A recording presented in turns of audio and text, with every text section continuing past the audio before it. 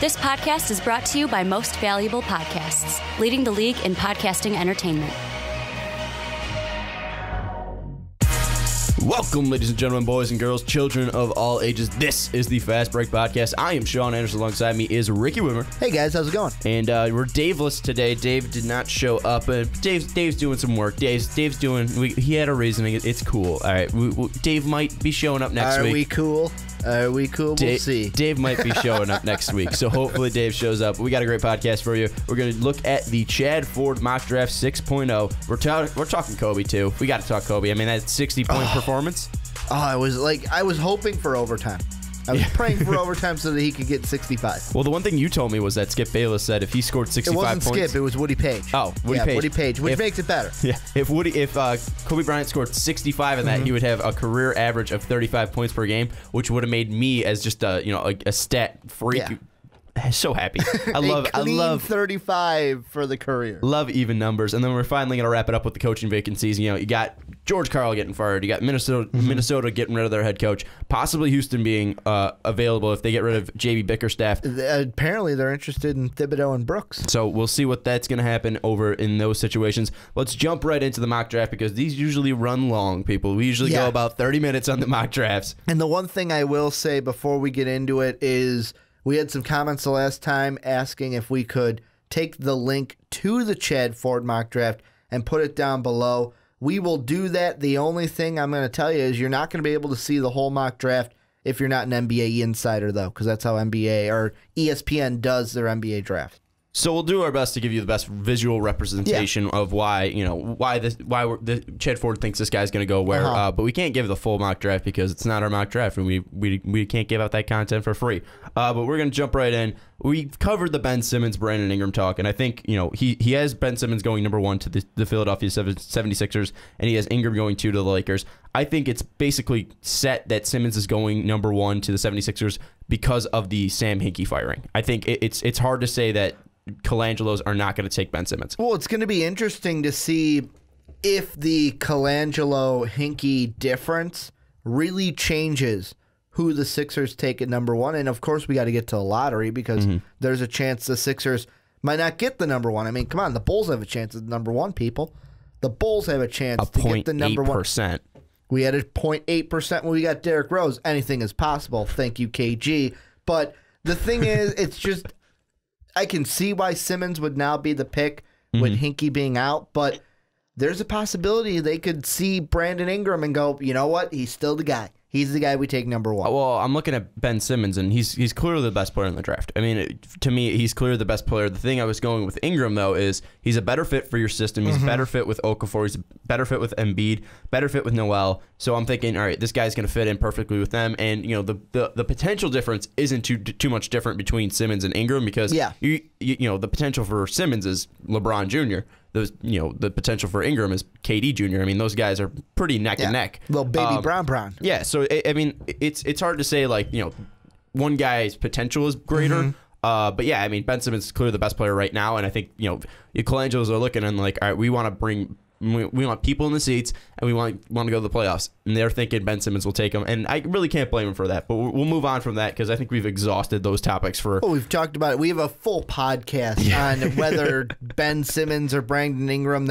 It's like a month old, but it's still relevant. And if you check out any of the other Chard Ford reactions, we probably talked about the Ben Simmons, Brandon Ingram thing before. But we're going to jump on to actually the 5th pick is where we want to really focus in on is the Minnesota Timberwolves. He has Henry Ellison, the freshman from Marquette, going to the Timberwolves and really saying, because they need a stretch forward next to Towns, that's why the reason they're going to go with Ellison there. But my question, and I think you're on the same page with me, is should they go with a guard?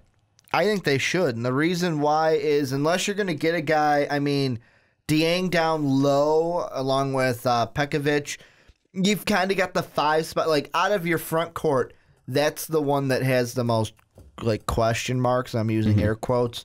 Because Karl Anthony Towns is your 4. Wiggins and Shabazz can be your 3. Zach LaVine and Ricky Rubio. However, I'm more on the side, and I know that I've personally exhausted this topic, but I'm going to bring it up again.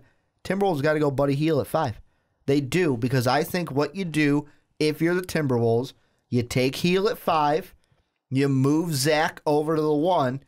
You say, you know what, Rubio? It's been nice, but get the fuck out of town. Yeah, I mean, I think I agree with you that they should go a guard. I don't know if they should go Buddy exactly because, if you want a true point guard, then maybe you go Chris Dunn. And if you want a better shooter and he's still there, then maybe you go Jamal Murray. But it really depends on what kind of player do you want. Do you want a true point guard or do you want a shooter? Obviously, if Murray's off the board, then you're taking Hield because he's the second best shooting guard in the league. Right now, the consensus is that Jamal Murray's going to go first and Buddy Hield will be the one that's available there. I just say, hey, you saw what he can do all this past season. You saw him light it up in the tournament. I know he had a bad game. Well, that whole team had a bad game against Villanova. But you've seen what this kid can do. And this young team that the Timberwolves have has the potential to be even better if they take a guard like Buddy Hield. And the thing that my mock draft's coming up soon, my 3.0, and I do have Jamal Murray actually falling to 5, which is a complete steal for the Timberwolves, and that's why I would say they would go with a guard. And I think Dieng actually fits at the 5, and you can play Cat at the 4 because if you looked at him, I think he did pretty well at the 4 this year. I think Rookie of the Year honors because it's all his. It's no landslide victory for Cat there. I mean, Porzingis was great, but I mean, Karl-Anthony Towns by far the best rookie this year. And I think he works at the 4. You keep Wiggins at the 3. You either keep LaVine at shooting guard and then you draft Chris Dunn and then trade Rubio, or you move LaVine over to the point guard and then you play a Hield or a Murray at the shooting guard. I just think it's hard to say. Ellison's great. I think Ellison can be fantastic, but him and Karl-Anthony Towns are not similar players. But, because obviously Karl-Anthony Towns is way better than Ellison. But, I mean, Karl-Anthony Towns just has the defensive side over him. Other than that, they both have range and shooting. They're both decent down low. Oh, I mean, Karl-Anthony Towns is more decent. But, Ellison's good down low. And, they're both great rebounders. So I think that it's hard to just put basically the same player down low. Where Dieng's longer, he's taller, he's a great rebounder, good shot blocker. So you want that defensive side there, and you can rely on Wiggins, Karl-Anthony Towns, LaVine, and a Hield to do your scoring where, Dieng can sit under the board and sit under the glass and grab rebounds all day. So I think that Dieng fits with the Timberwolves' vision, especially since he's 26 or younger. Well, the one thing I want to touch on is when you said the main decision of Hield to Dunn, and here's the decision that needs to be made by the Timberwolves. It's way above my pay grade, but I'm going to try to make the decision anyways. It could be your pay grade. They're looking for a GM. They are. I mean, I can do it. I'd be cheaper than everybody else that is going to do it. I just want a living wage is what I want. As long as you have Trade Finder from 2K. Yeah, as long as I have Trade Finder from 2K, I can do anything. But the decision between Hield and Dunn, what you need to look at is they're two totally different players. Buddy Hield's more of the shooter, not really going to slash and cut to the rim. He's the pure shooter. Chris Dunn is the guy, slasher, quick with the ball, not really going to stand there and just take a jump up 3. He's going to be a guy who tries, the point guard that tries to get to the rim. The big thing is, how does each one fit into the Timberwolves system? And the way I see it, Chris Dunn, it's nice to be able to get to the rim, but you already have a player like that in Zach LaVine, so LaVine can be the guy to get to the rim, get him going in transition, and Buddy Hield can be the guy, hey, I'm going to stand there, and LaVine, if you go in and it's there, kick it out to me, boom, 3-pointer, it's in. It's fair enough. I mean, I see why you think that. Yeah. I mean, I obviously Hield, second best shooter in this draft, in my opinion. Murray, or Jamal Murray. Well, yeah, well, either one of them if they're there. Murray's one for me, and then Hield's two. I just think if you're the Timberwolves, you have to go with a guard. You have to go with a guard with your pick because, I mean, the Henry Ellison thing, I kind of went back and went, what? Why? Like, why? I mean, I can see it. I mean, it all depends on if you're going to keep Ricky Rubio, then, yeah, sure, go with a forward that you think can be good off the bench for when Wiggins or Towns has to come out. But, I mean, Ellison would be in the starting lineup. You slide Cat to the 5 and you put Ellison at the 4. That works too. Yeah. But, I mean, the one thing that I just think of is, do you really have to go with another big when you can just say, hey, fuck it, let's go with the best perimeter shooter that we saw this March. And I think that's the main place where the Timberwolves need to improve, because Wiggins doesn't have the best three-point shot. Levine isn't a killer from three. Collins is able to shoot from out there, but you're not going to plan him out there because he's better down low. You need that sharpshooter three-point assassin if you're the T-Wolves. Yeah, I think I agree with you there. And I think we're in agreement there that the Timberwolves should go with the guard. But the real big story of late has been Thon Maker, the kid from Australia/Canada. The kid that needs 2 to 3 years. The kid that needs 2 to 3 years, apparently, in your mind. The mixtape sensation, Chard Ford has him going 26. What do you think about that spot? He's going 26 to the Philadelphia 76ers. Do you think that's fair to say that Thon Maker's going late? I like the team because the Sixers are a team where they've got a ton of youth.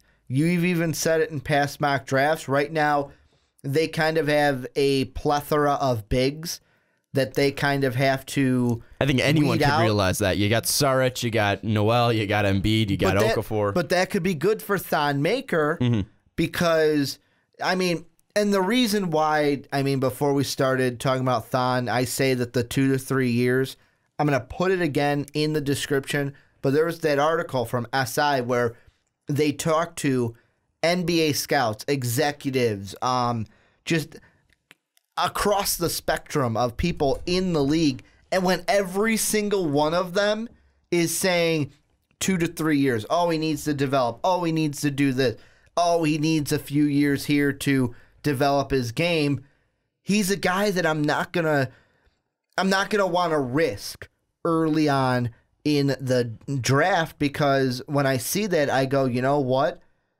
I don't know if I can take the number 5 pick to have this guy develop when I need a big guy to step in right away. The Sixers have a plethora of bigs. He can kind of sit back, kind of let this whole Colangelo vision come to form now that Hinkie's gone, and develop into probably the 5 of the future, maybe the 4 of the future for the 76ers. See, but the thing with that is Thon Maker's a ton of potential, and I think that, 26 is pretty, insulting kind of. I agree that he needs to put on weight. I agree that he needs to get stronger down low.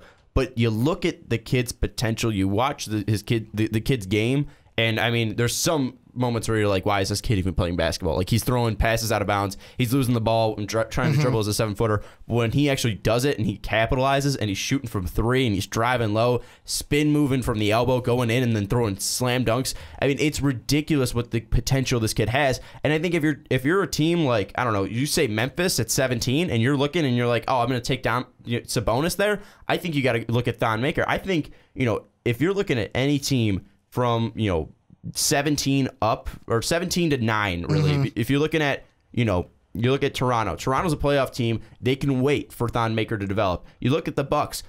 Thon Maker, if you put him in the starting lineup right now, he's probably going to get torched on defense. But if you put him in the starting lineup, you got Giannis at point, you got Jabari Parker at the 4 or 3, you got Chris Middleton, you got Greg Monroe. That's very athletic offense, and you could just, he can basically be covered there because he's kind of like a DeAndre Jordan. Like, if he's close to the basket, he's going to make a shot. So, really, he can be cutting to the basket. He can be, around the hoop, just trying to put back shots. I think he could be effective there. And then if you look at Orlando, the athleticism between him and Gordon, that's ridiculous. And you can wait because Vucevic is still there. You have Gordon playing the 4. You can let him develop there. Utah is young. Phoenix has a lot of picks. Phoenix might take Bender, so him and Bender, Maker and Bender might be able to develop.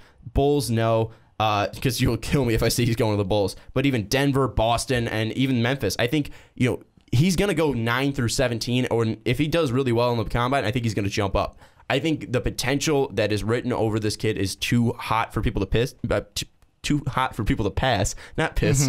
And it'll piss people off if he goes so high. Yeah, and if you're taking Scale at 16, I think you can take a risk on Maker because I think they're both a ton of potential there. And if you're able to take Scale, who played in college and didn't impress at all, you can take Maker, who's impressed through high school, and maybe even be able to impress. Yeah, but how much do you take into consideration then the game that Thon and Scale played against each other? That was a year ago. Just fucking dominated. It was a year ago. They didn't play a game against each other. They were doing one-on-one drills. They never played a full game. The thing that worries me about the whole Thon Maker thing, and I've said it like 2 seconds ago. First, number one is when executives and scouts. Yeah, but you can also make your own opinion up. You can watch the game. When people that watch the game for a living and pay more and actually like go to the events that scouts go to and pay more attention than I can do in my regular everyday life,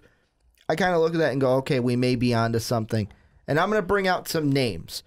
And these names that I'm bringing out are from 07 to 09 of guys that, yet again, and this goes into to combat the debate about potential, because you could say a guy has all the potential in the world, but the thing about potential is we do not know what somebody's going to do with that potential.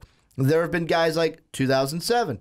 Greg Oden goes number 1 overall. Injury problems. Doesn't pan out. But injury problems. You could see the visual injury problems because his legs were shorter. One leg was shorter than the other. Let me talk. Okay. 2008, Michael Beasley, supposed to be a big, heavy hit for the Miami Heat. Yeah, I know he's tearing after going to China and tearing things up. He's tearing things up with the Houston Rockets.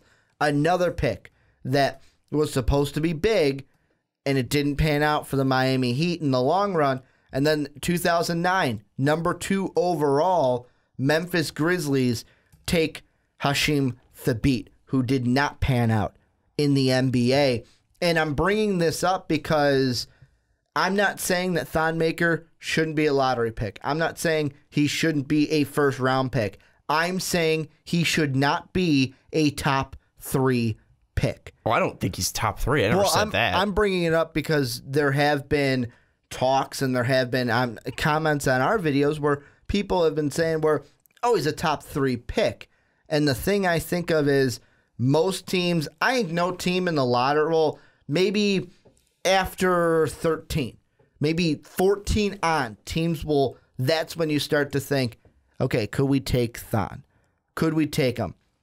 Is he going to go 13, 14, 15? Probably not. He'll probably go 18 at the earliest, 18, 19 in my mind, depending on who finally, once the draft order's all set up. But to me, I think in the defense of him being a top 3 pick, because there are people who are saying he should be, I look at Greg Oden, Beasley, Thabeet, 3 guys who were in the top 3, didn't pan out. And I will say, if he goes top 3, we will add Thon Maker's name to that list. I don't think he's going to go top 3, but I mean, you also look at those guys you name. Greg Oden, his one leg was shorter than the other, and he had injury problems, so that's why he didn't pan out, because he couldn't, step on the court. Michael Beasley, I mean, you look at Beasley, he wasn't a fit in Miami, and he wasn't, he had, character issues there. He went over to China. Now he's working on those character issues, and now he finally realized the player he is, and he's playing phenomenally for the Rockets this year. So I think that, Beasley has not, he wasn't the star that he was supposed to be, but he's still a good player now. And then if you look at Thabeet, well, Thabeet didn't have a motor. Thabeet didn't care. Thabeet can block shots, but I mean, when you're that big, you can do that in college. I think maybe the better comparison would have been in that 2007 draft. Yi Ji-Lian. I mean, you look at him, the kid from China who was supposed to be the next Yao Ming. Mm-hmm. He had the size. He didn't really have the body yet, and people picked him at, I think he went 6 overall to the Bucks. I think you look at him and you're like, all right, well, we didn't know what this guy can do in the NBA. His size, his potential. He didn't pan out in the NBA mainly just because he really didn't have the talent. But I'm just saying, this is a guy that he's really, we don't know what he can bring. Michael Beasley, we knew what he can bring in college. We saw him in Kansas State. We saw Greg Oden in college. We saw what he can do in Ohio State. We saw what Thabeet can do in college. He was, pretty great at Connecticut. The thing with Thon Maker is, what can he do? I mean, Yi didn't pan out, but Yao Ming did pan out. You look at, I don't know, a player like Kevin Garnett. He was picked 5th in the 94 draft. He panned out. There's guys before, like maybe a Kwame Brown. We didn't know what he can do in college.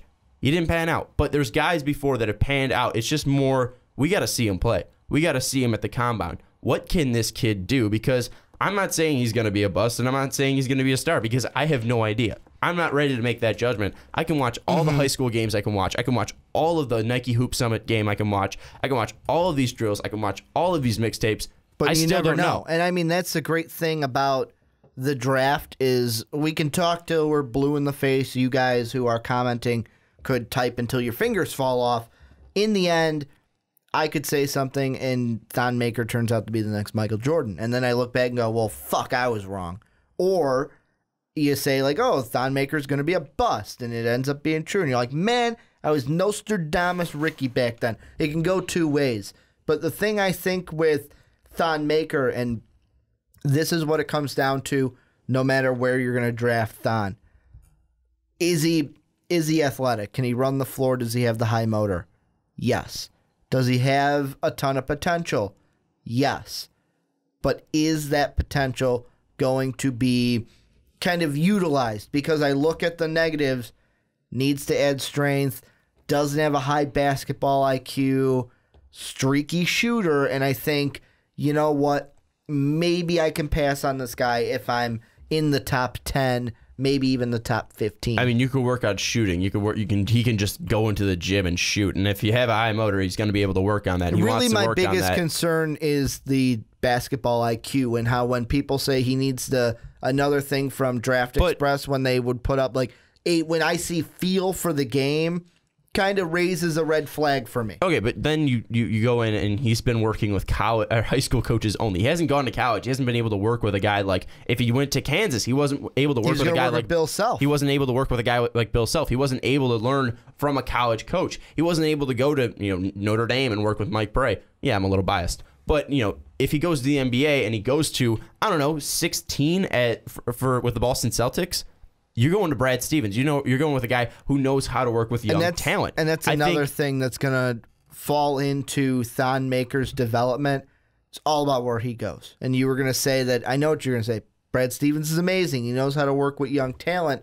But the thing that with Thon Maker that we talked about when we were talking about where he would project is one of the things that some of the executives and scouts have said is, what's his mental makeup going to be? And when it comes to that and the coaching, college coaches with Thon Maker, how great high school coaches with how great he's been, everyone's been telling him, you're great, keep doing what you're doing.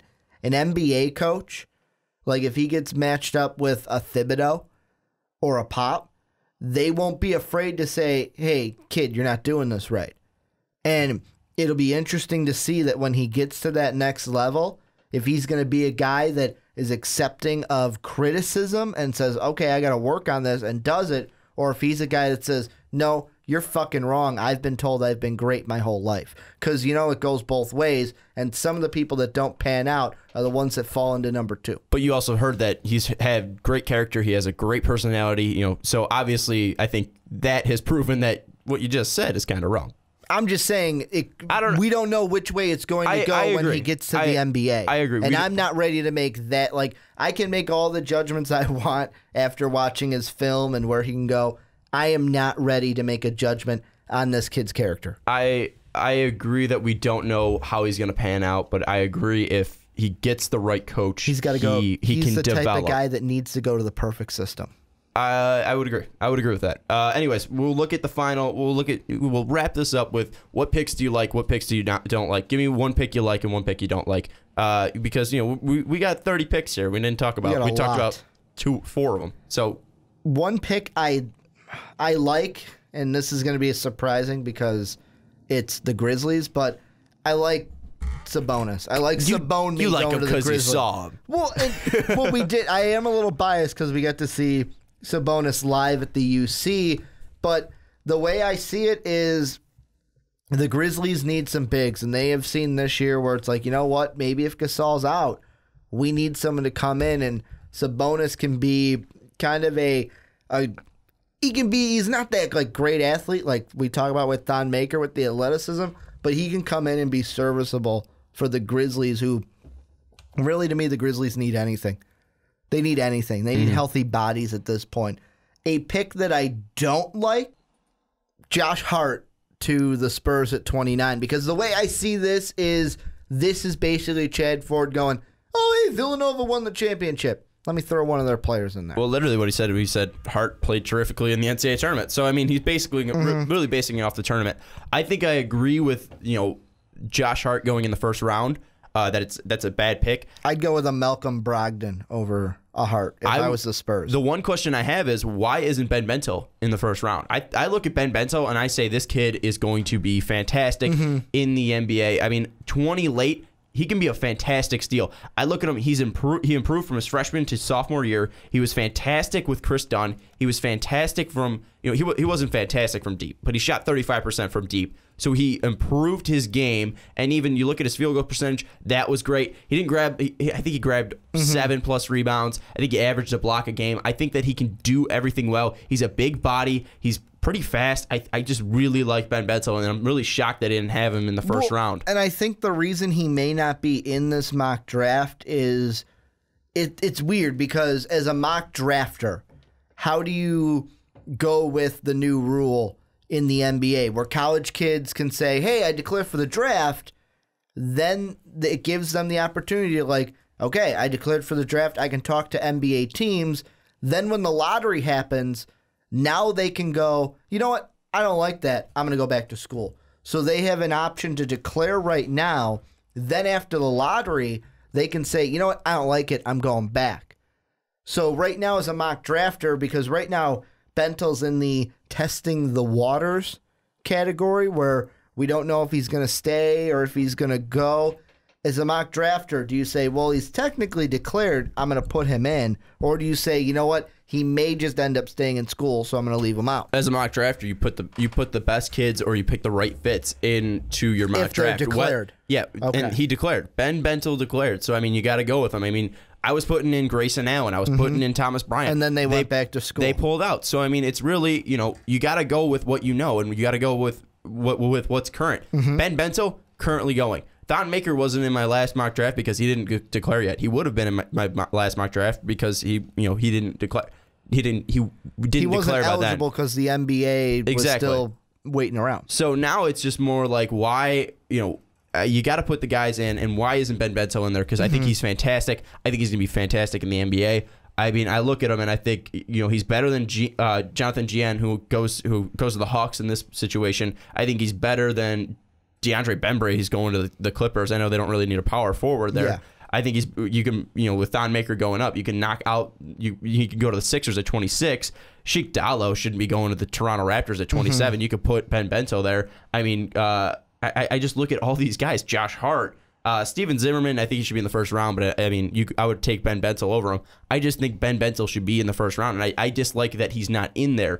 But looking at the pick that I do like, I really like the 3rd overall pick. I like Jamal Murray going to the Boston Celtics because I think any team that's going to pick Murray is going to get a fantastic player. In my next mock draft, I don't have the Celtics going with a guard because I don't really think they need a guard early. I think they can wait and get a better, because this one is kind of... Well, it changed. Before it was the Suns were at 3. Yeah. They take Bender. Well, this time you got the decision where it's like, ooh, the Celtics this time can debate, do we need Murray or can we go with Bender? Well, I look at the Celtics and I say, you don't have an elite big man. You don't have a guy who can change the game down low. You have Sullinger, you have Olynyk, you have guys who are good. You have a platoon. Yeah, you don't have anyone great. And I look at Bender and I'm saying, this guy can make you guys great. And you guys are looking for a star. He can make you great. I think Boston might end up trading this pick anyways, but that's a different story. I think that if you're going to be in that situation, you already have a guard in Bradley and you have a guard in Isaiah Thomas. You go Bender and you go big and you get a guy down low who can actually win a game for you.